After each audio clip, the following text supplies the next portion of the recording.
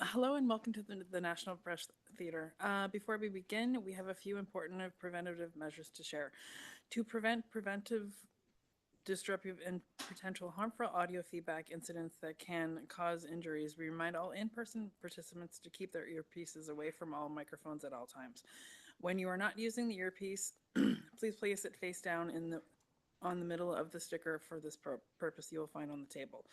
Please consult the cards on the table for guidelines to prevent audio feedback incidents. These measures are in place so that we can protect the health and safety for all of the participants, including the interpreters, and conduct our business without interruption. Thank you for your cooperation.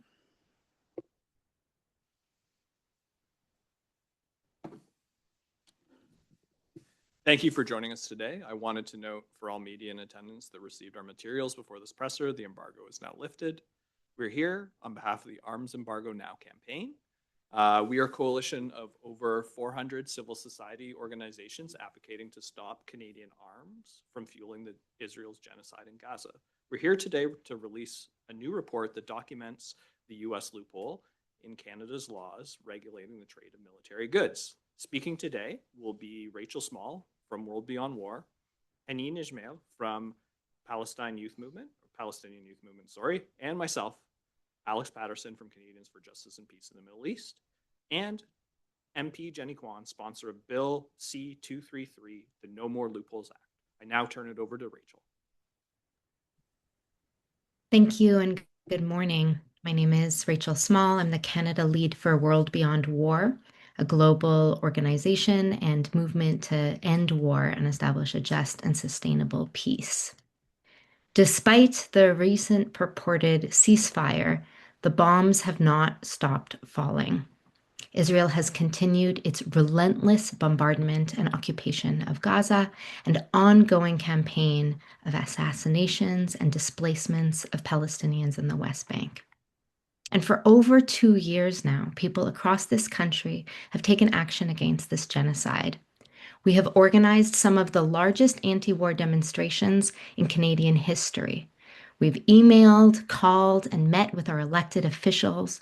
We've told the media harrowing stories of this violence, which has killed tens of thousands of Palestinians and destroyed over 85% of Gaza's infrastructure. And a concrete and urgent demand has resounded for the Canadian government to impose a comprehensive two-way arms embargo on Israel.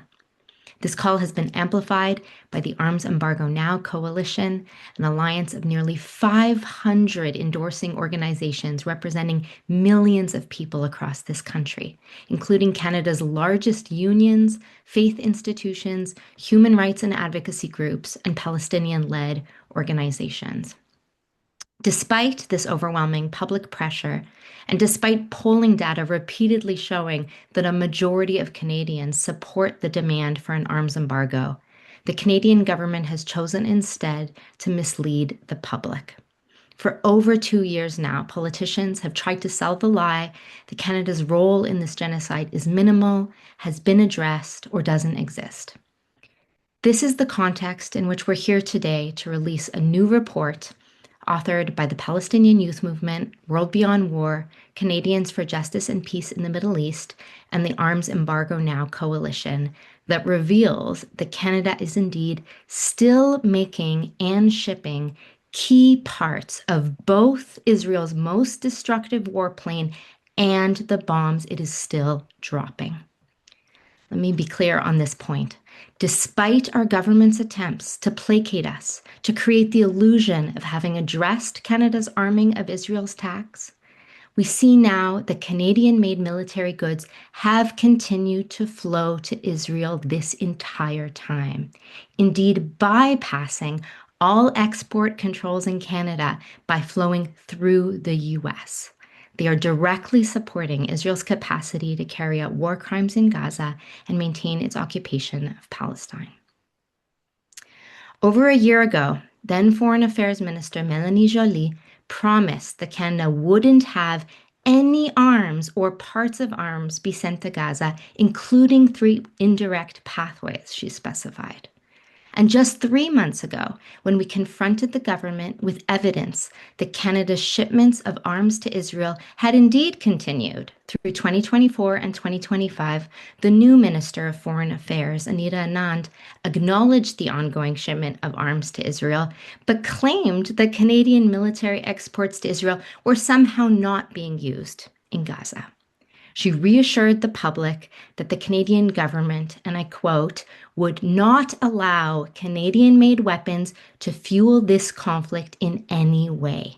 And she claimed they were cutting off permits for any arms that could be used in Gaza. Despite these repeated claims that Canada had stopped sending the weapons that Israel was using in Gaza, this report launched today demonstrates a continuous flow of hundreds of shipments of Canadian military goods directly to the key U.S. factories making Israel's bombs and military aircraft. While Palestinian families buried their children under the rubble of Canadian armed airstrikes, the government turned our ports, our airlines, our highways into a covert military transport service, using them to literally ship TNT to the giant U.S. bomb factories producing Israel's munitions, all while telling Canadians they had stopped arms exports to Israel and we had nothing to worry about. This investigation continues to expose one of the biggest propaganda campaigns in Canadian foreign policy in decades. The government's pause on issuing arms export permits was largely a semantic exercise designed to fool the public, while ensuring Israeli weapons manufacturers never lost access to Canadian military goods. The Canadian government knew all along that the majority of Canada's ongoing exports of arms to Israel didn't even need a permit from Canada because they conveniently used the U.S. loophole to travel to Israel via the U.S. This isn't bureaucratic oversight. This is systematic deception that has made Canada directly complicit in what most scholars and organizations worldwide agree is a genocide. Today, we have once again caught the Canadian government red-handed in its lies. And so now the government once again has an important choice to make. Either they can continue to try to deceive the public, to issue empty statements about the need to take action while they continue to allow weapons to ship, or they can end Canada's role in this machinery of death by immediately imposing a complete two-way arms embargo on Israel and by addressing the huge loopholes in Canadian arms export laws that allow these weapons to travel untracked and without permits to the U.S. en route to Israel. Thank you, and now I will invite up Haneen Ismail to speak.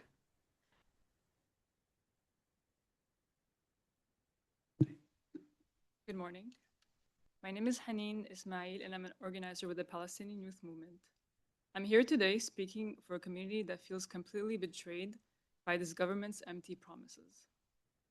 3.5 months ago, we stood in this very building and released a report with damning evidence that Canadian-made military parts were still reaching Israel. We hoped that confronting the government with this truth would finally force him to act with humanity.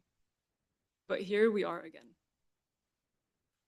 The report we're releasing today provides thousands of data points of evidence to demonstrate a fatal flaw in the Canadian arms export system, the US loophole.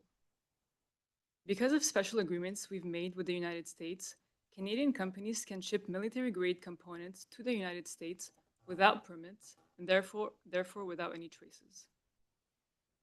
This is not a mistake. It's a built-in way for the government to continually claim innocence while its weapon trade continues to go through the United States unchecked. The US is Israel's primary weapon supplier, giving it billions of dollars every single year in military aid. Canada often tries to make its role look small by saying it only issued a few permits to Israel, and that those permits are now suspended. But our report shows something much more serious. Canada has been playing a major role in helping the United States arm Israel. We make key parts that go into American weapons used by Israel and also act as a transport route for explosives coming from overseas that are sent through Canada to US factories, where they are then turned into the very bombs that Israel has been dropping on Gaza nonstop. Our new report released this morning proves exactly how this loophole is being used. It maps out step by step the entire supply chain, showing how Canada remains deeply involved in Israel's continuous assault on Gaza. Here's the data that we found. First, we were able to uncover dozens of shipments of F-35 parts being transported from Canada to the US and then just days later to Israel. The F-35 is described as the most lethal fighter jet in the world and has been used extensively in Israel's military campaign in Gaza. In one instance, an F-35 was used to drop 3 2,000-pound bombs in an attack on a designated safe zone, killing 90 Palestinians and injuring over 300 more. When one of these bombs explodes, it creates a fireball thousands of degrees hot, carves a crater of over 15 meters wide, and blasts lethal fragments of metals over 300 meters in every single direction. There are millions of dollars of Canadian-made parts in every single F-35 shipments that is used in Israel to bomb Gaza. We also tracked 360 shipments that are going to Lockheed Martin's F-35 assembly in Texas.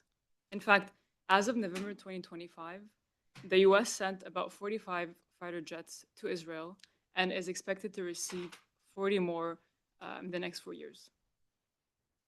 But our research doesn't end at aircraft parts.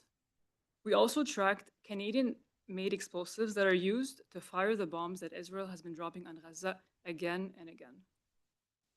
We documented 150 shipments of Canadian explosives from the General Dynamics facility in Quebec to US Army ammunition plants that manufacture those 2,000-pound bombs that are sent to Israel.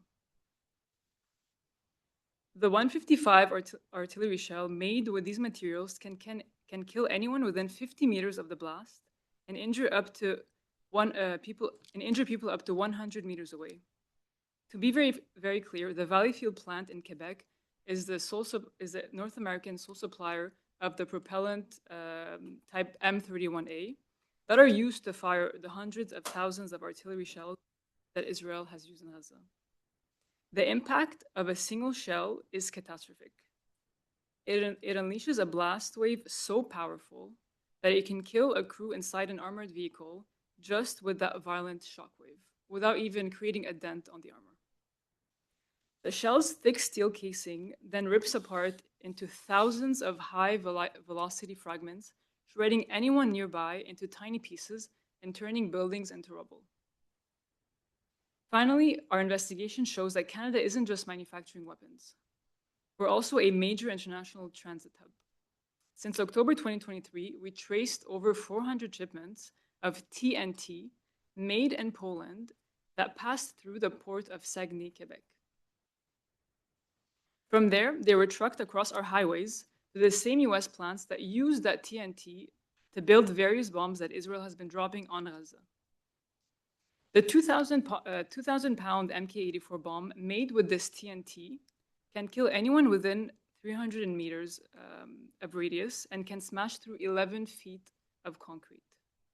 Over 14,000 of these bombs were transferred to Israel since October 2023. To be clear about the scale of this devastation, the atomic bomb that destroyed Hiroshima was about 12 kilotons. The explosive force dropped in Gaza is now estimated to be over 200 kilotons. This is more than 16 times greater than Hiroshima. And it's being unleashed upon men, women, and children living in one of the most condensed areas on the planet. And Canada is directly enabling this through its industry and its infrastructure. So while the government keeps insisting that permits are frozen and weapons aren't being shipped to be used in Gaza, the evidence shows the opposite. Canadian weapons manufacturers are not just involved, they are essential to Israel's war machine. These are not isolated cases. The evidence in this report clearly links the Canadian industry to the ongoing assault in Gaza and the West Bank. None of this is a policy mistake. This has been and continues to be a deliberate effort to mislead Canadians. Canada's supposed clear stance on not fueling the conflict that former Prime Minister Trudeau, Foreign Minister Joly, that current Prime Minister Carney, and Foreign Affairs Anand keep referencing is a bald-faced lie. Canada's role in Gaza's destruction isn't a matter of opinion. It is written plainly in these shipping records. If more than 90,000 dead Palestinians is not enough for a government to end its complicity in Gaza, then what will it take? Thank you. I will pass it on to Deputy Jenny Kwan. Alex. Yeah. So again, my name's Alex Patterson, and I'm spokesperson for Canadians for Justice and Peace in the Middle East. Last week, CJPME released another report that estimated, based on the public health evidence to date, that as many as 298,000 Palestinians have been killed by Israel's operations as of October 19th, 2025, with roughly 96,100 being directly killed by Israeli bombs and bullets.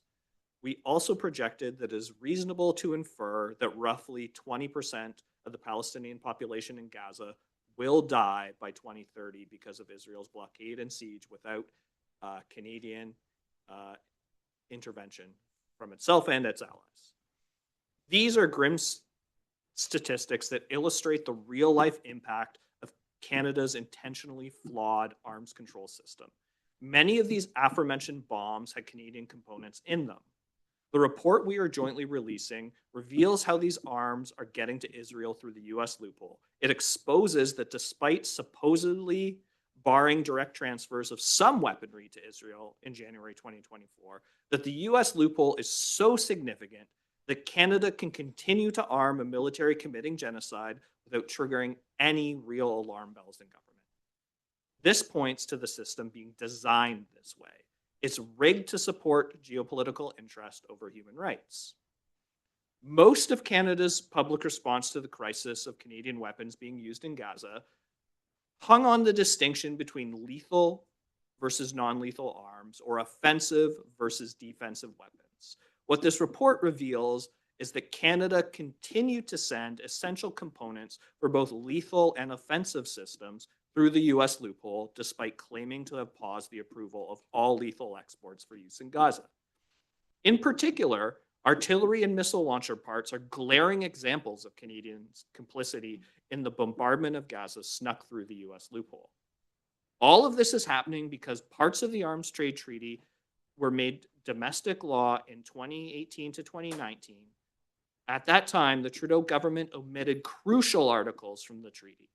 And then, in addition, GAC went ahead and wrote itself a regulation that exempts the majority of Canada's exports to the US from the provisions of the Arms Trade Treaty that did happen to be included in our Export and Import Permits Act. For the majority of weapons we do regulate when sent to the US, GAC also issued General Permit number 47 for 2 out of those 3 categories, thus again using regulations to enhance the free flow of unregulated weapons rather than actually implement the Arms Trade Treaty. The US loophole is created by the Export Control List, a regulation under the Export and Import Permits Act that determines which weapons are subject to the permit system. It means that most weapons exports to the US do not require company-based permits, and that means they are not assessed for risk before being sold. This is the antithesis of our commitments we made by signing the Arms Trade Treaty. When we signed the Arms Trade Treaty, we made a commitment to prevent our weapons from being used in genocide and crimes against humanity, with no loopholes and no exceptions. It appears that instead, this government has a lot of loopholes and a lot of exceptions in mind when committing to follow international law. The government has known for some time that Canadian-made weapons were still reaching Israel. The US loophole has simply functioned as the way government feigns ignorance and misinforms the public about the nature of our military trade. This government continues under Carney to choose profits of armed companies over the very existence of a Palestinian people in Gaza. The Gaza Strip is essentially a pile of rubble with people living in post-apocalyptic conditions. In no small part because of Canadian-made arms. Our country is out of balance, and Carney is selling us that regulatory capture by arms companies is the route to renewed prosperity. He's asking us to sacrifice Canadian values to do it. Human rights are at the core of who we're supposed to be. Instead, we need to look to Private Members Bill C-233, proposed by MP Jenny Kwan, as a way to restore some semblance of accountability for the war profiteers based in Canada. We owe Palestinians nothing less. We owe it to every single one of the 96,000 souls the Canadian-made weapons helped slaughter. Jenny? Thank you very much, and good morning, everyone. I'm happy to join with civil society organizations here today who are part of the Arms Embargo Now.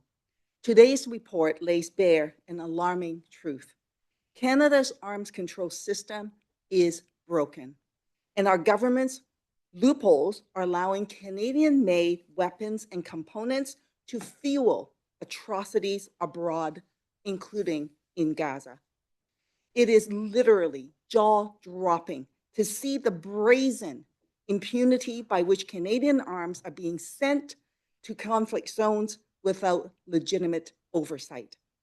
The supply chain needs to have a light shined on it, and that is what this report is doing. And as parliamentarians, we have a moral and legal obligation to ensure that Canadian weapons never contribute to war crimes, crimes against humanity, or genocide. Yet this report shows that Canada is clearly failing that obligation. That is also why I tabled my private member's bill, Bill C-233, to close the U.S. loophole.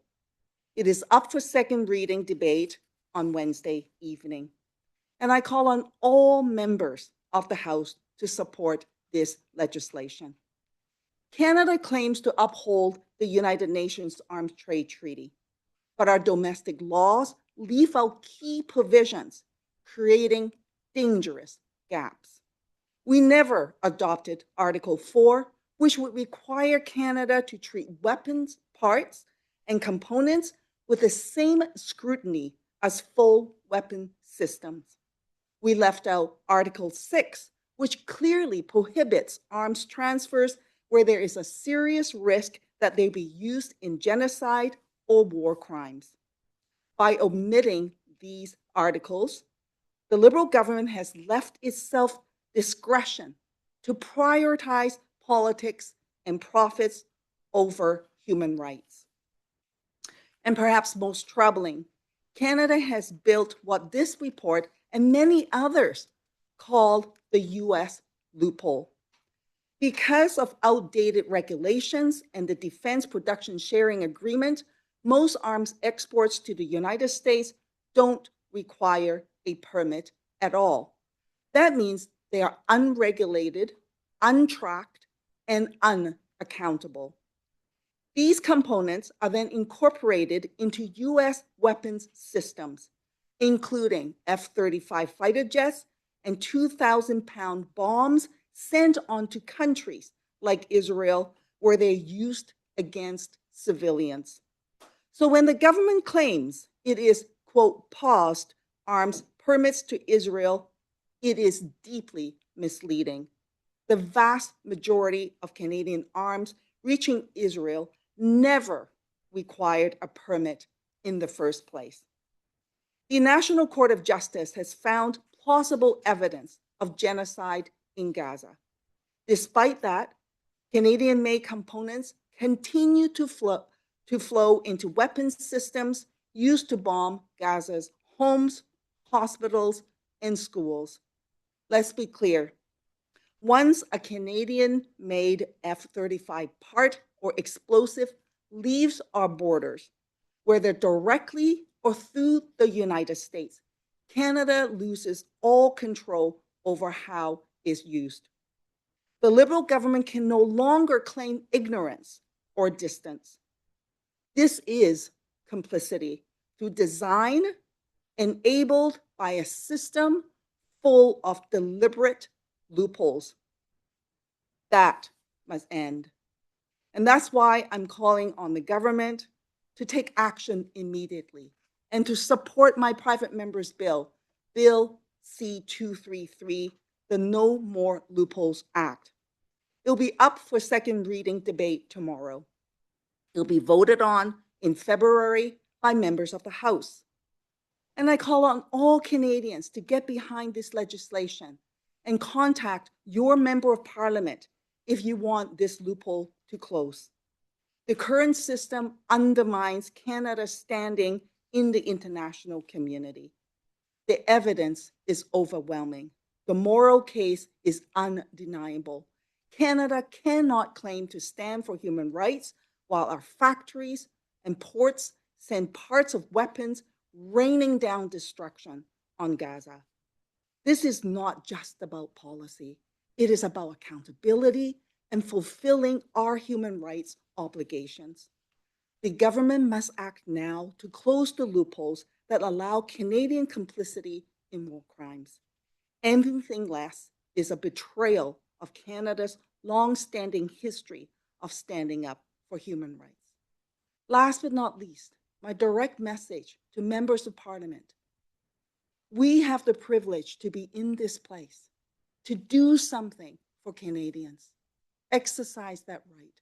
You have that authority to make a difference in the global stage, to save lives, and to make sure Canada respect basic human rights and abide by the Arms Trade Treaty.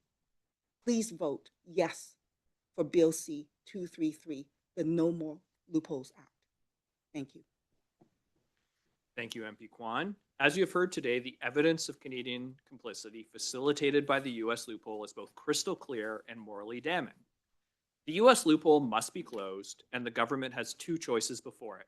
Will they impose an immediate arms embargo on Israel? Further, will the government support Bill C-233 tomorrow when it has its first hour of debate? It is our collective demand that they choose to do both immediately. The report is now available for download at armsembargo.ca, and the authors are available for individual interviews throughout the day. Now we turn it over to the members of the gallery for questions. Good morning, Graphic Canyon, CBC. Your report's demands focus a lot on what the government should do, but do you have any sense of how easy or difficult it is for these individual companies to get out of the contract they currently have?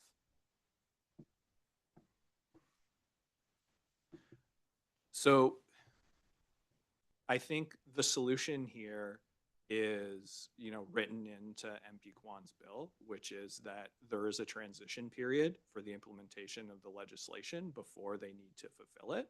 So it's not 100% necessary for those companies to not fulfill their contracts. They have to apply for a permit. If there's no risk to human rights through the Commission of War Crimes, those permits would be approved by GAC. If there is a risk, the whole point of an arms control system is to prevent arms from going and being used. And contractual law is not supposed to be the priority in this case. The Arms Trade Treaty mandates us to ensure that international law is followed before contractual law. I would love to And if I add may up. ask as a follow-up to MP Kwan, what's your sense of how much support you currently have for this bill, especially among the Liberals? I think there are some members of parliament who may support the bill from the government side. However, I also think that the government will want to continue to perpetrate the disinformation that they're providing out there. They continue to provide the false narrative that Canada is somehow abiding by the Arms Trade Treaty, when clearly evidence such as this report shows that it is contrary, that Canada is in fact violating the Arms Trade Treaty. And so as long as they continue to hold on to that narrative, they are going to prevent, I think, their members of parliament in supporting this bill. The truth has to be acknowledged and has to be accepted. And right now, the Prime Minister Carney, has refused to accept that truth. And the Minister Anita Anand, has refused to accept that truth. And so we need to make sure that they stop telling this disinformation to Canadians. The claim that Canada's parts and components and weaponries is not contributing to war crimes and atrocities, especially in Gaza, is simply false. And so this is the moment that we have to acknowledge what is real. And you can't deny the findings of these reports. You can't deny the realities of what's happening. And so when you face that truth, I believe that members of parliament will do the right thing. Thanks. On the previous point, I'm sorry, on the previous point, I would like to add something. On that before we do unrelated. Sure. Yeah. I'm sorry, think Alex, one can of I the most respond to the important previous things to question? note is this bill is being put forward in the absence of much easier government action. GAC today could sign into effect an arms embargo on Israel. GAC today could could change the regulations under the Export and Import Permit Act to eliminate the U.S. loophole. This is simply under Anand's purview, and this whole exercise of going through Parliament is simply because the government has refused to act, and we're trying to narrow the choices they have before it by showing the gaps between Canada's laws and the Arms Trade Treaty. But we always would prefer if GAC under Anita Anand or Mark Carney would step up and just exercise the discretionary power that they have. This is all a very unnecessary exercise, but MP Kwan is providing the moral and ethical leadership right now in the absence of that government activity. We also want to turn it over to Rachel Small to comment on that question before the other ones. Thank you. Sorry, it's hard not to interject on Zoom. I want to respond to the previous question by also noting that what we saw in response to our last report is that in the context of the government's failure to take immediate action to stop these shipments, we actually saw some of the companies stepping up and making immediate commitments to stop the flow of their weapons to Elbit in Israel. Calian is an example of a major arms contractor and Canadian manufacturer based in the Ottawa area that produces antennas, that following our last report and the light that was shed on their ongoing shipments to Israel's largest weapons company, indeed committed that they would immediately stop all of their shipments to Elbit. This shows us that this is possible, and that even while we wait for decisive government actions, these companies can indeed step up and do what's right and end their complicity in genocide. They remain complicit and can be held legally liable, as the UN has pointed out many times, even in the absence of decisive government action. Thanks, Rachel and Alex. MP Kwan, I just wanted to ask on the budget. The NDP, of course, say they are opposed to it. I'm just wondering how you can square that with the abstentions from your caucus that helped support the government and ultimately helped ensure that it didn't fall yesterday. Well, the majority of the NDP caucus did vote against the budget. We have a lot of problems and concerns related to budget. And however, there are two of our members who abstained. And so too, there were two members from the Conservatives who also abstained. And to that end, as our interim leader, Don Davies, has stated very clearly, we don't support the budget. But at the same time, we also recognize that Canadians do not want to see an election. And so we do not want to trigger an election, and that's why the votes came out the way it did.